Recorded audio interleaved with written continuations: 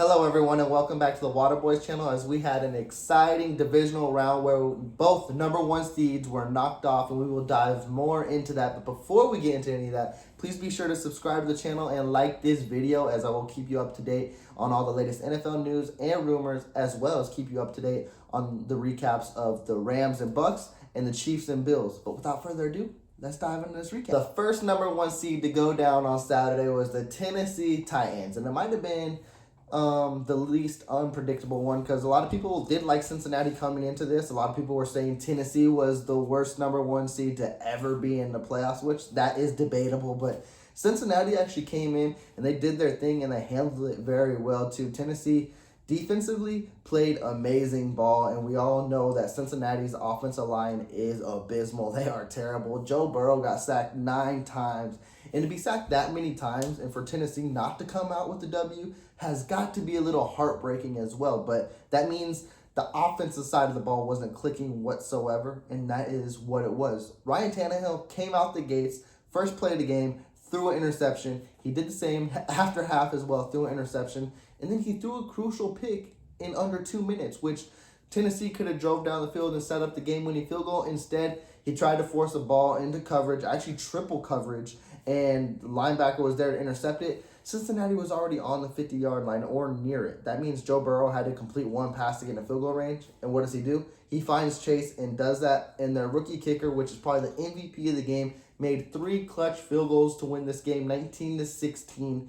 And the rookie came out clutch and hit the game winner. And Cincinnati, your underdog, your Cinderella story is still alive. They're in the AFC Championship. They'll be awaiting either the winner of the Bills or Chiefs. It's going to be fun. I love Cincinnati. I love what Joe Burrow has done this year. As I mentioned, I don't know if this is Cincinnati's year, but man, this is a great year to build off. Definitely being year number 2 for Joe Burrow, that young receiving core. And I mean, I'm not going to discredit or cut them out just yet because they are definitely fighters. They definitely handle their own.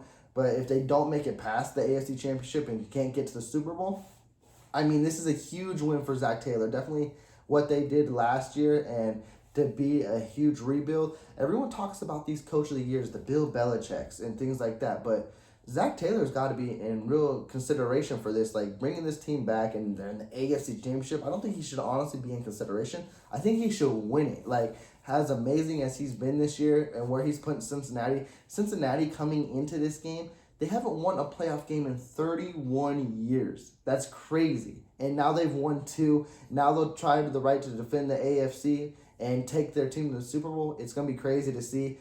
I think I'm going to jump into the offseason for them because, like I said, I don't want to count them out, but I can't wait to see what they do offseason as well, because if they get an O-line to protect Joe Burrow, this team is going to be like a miniature version of Kansas City. Like, I think that's how they already are. They're offensively incredible. This defense has come clutch in the playoffs, which KC always does as well. Like, they struggle in the season, but when it's playoff time, they're clutch. And you can see their defensive coordinator is already getting head coaching interviews just based off what he's doing in the playoffs. And it's crazy to see. But let's jump to the other side of the ball and the other team, which is the Tennessee Titans. Your number one seed. And we all been arguing and debating, does Tennessee even really a number one seed? Like, look at what they've done. They've been without Derrick Henry. They have iffy wins and things like that. And then they get bounced, like, right away. And honestly, I don't think the score covers what the game was, because I know it was 19-16, but there was a point in this game where Ryan Tannehill threw that pick in the third quarter to Hilton, and if he doesn't make an amazing tackle, that's a pick 6, and then this game's not even as close. That would have been 23 to 9, and this is a whole different type of ball game. And I think the score says it's closer than what it is, and I just don't feel like this game was as close as well. And I think Tennessee has a lot of huge issues that they have to address this offseason. On the defensive side of the ball as well, even though they held their own, but I don't know if it was them holding their own or if it was Cincinnati's O-line just being, like, very bad. We talked about how terrible they are all year, and to give up 9 sacks, that's definitely a point you could showcase a lot as well. But I don't know. Their defense needs adjusting, definitely that secondary, but I think the main question they'll have to answer is Ryan Tannehill. Is he a Super Bowl quarterback for this team? They got the weapons. You got A.J. Brown, you got Julio Jones, you got Derrick Henry. There's no reason that you should be eliminated as a number one seed in your first game. You got to hold it on Tannehill. Like, he had 3 interceptions. The thing that's going to be interesting too, and we'll dive more into it in the next game, is we got big quarterbacks that want to be on the move. You got Russell Wilson, you got Deshaun Watson, and you got Aaron Rodgers, who we don't know if he'll stay in Green Bay.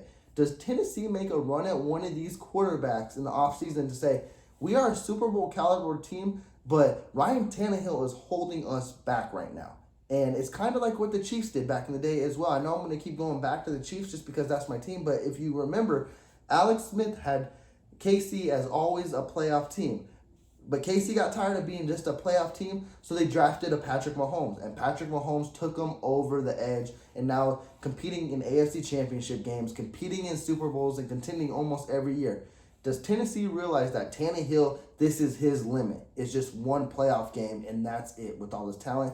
And we need to go get a quarterback that is elite. And I think that's what Tennessee needs to address this offseason. And we'll just have to wait and see how interesting this will be for them. Now, diving into the nightcapper, we had another huge upset. This one a lot of people were surprised with, but I kind of wasn't. I was talking with Tim about this, and he was sliding with the Packers, and something told me this Niners defense and how crazy good they are. I chose the Niners to win this game, and I didn't choose it in this type of fashion or how it happened this time. I knew it was going to be low scoring, but the fact that the special teams was really what won the Niners the game, and we know how bad the Packers special team is, and that's something they will have to address with a lot of other things this offseason, but you got to give credit to where it is due as well. The Niners, they say they're the team nobody wants to play in the playoffs, and they are holding their own, and they are sticking their grounds. They are making a Super Bowl run, and honestly, out of the 3 teams left so far between the Niners, Rams, and Bucks, they got a legitimate shot to make this Super Bowl run again. And it's crazy to see that defense is this legit and that good, where it doesn't matter how bad Jimmy G plays, what kind of interceptions he throws, what happens offensively, this defense is going to keep them in the game. And if you stay in the game with this Niners team, they'll find a way to win it at the end. And they proved it definitely in a hard area to play in Lambeau Field. Like, it's crazy. That's one of the hardest venues to play, and in a snowy 0-degree climate against the MVP of the year, they shut that shit down and they looked amazing. And I'm gonna jump into offseason needs as them as well, and what they gotta hope for is they gotta hope Trey Lance is a Patrick Mahomes, because they're doing the whole thing that I mentioned what Ryan Tannehill and Tennessee should do is they're gonna move on from Jimmy G next year. So that means they're hoping Trey Lance is the Patrick Mahomes to elevate this team as well, because I don't know how long they can survive with just a defense pulling out and eking out a win for them. And they gotta hope Trey Lance is that gunslinger, that accurate ball player, and just that explosiveness to help them win Super Bowls, because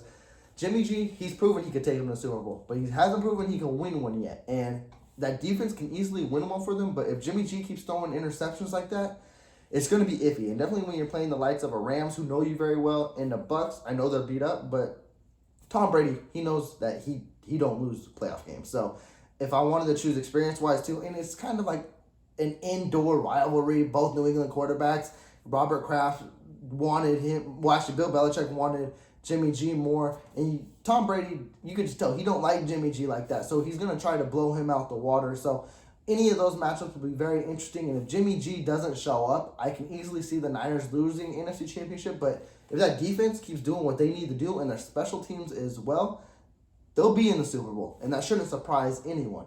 But let's go to the surprising factor. Aaron Rodgers, 3 years in a row now, a big NFC letdown. A number 1 seed again, doesn't make the Super Bowl this time, let alone doesn't even make an NFC Championship, and here he is packing his bags, staying home. But he might be packing his bags and going elsewhere.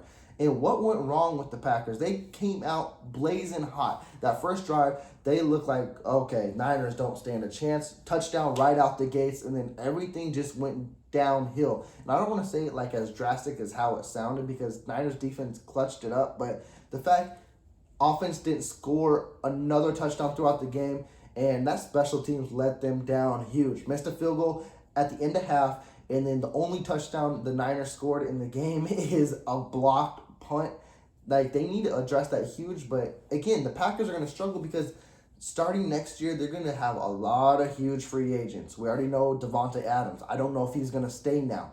And they're $40 million over the cap. That means they got to clear a lot of room. That means they can't sign a lot of players as well. That means Green Bay, what Aaron Rodgers hinted at as well, is going to look very different next year. Now, I don't know if that was a hint on him not being there, or if that was a hint like, hey, I'm going to be here, but this whole team is going to be different. But he also hinted as well, he's not down for a rebuild. So it's going to be interesting. I think he's going to hold his guns. I think Aaron Rodgers is with a different team next year. And there's a lot of legitimate places he can go, playoff contenders that will easily want him. Again, Pittsburgh, they can be a legitimate playoff destination. They have a legit team.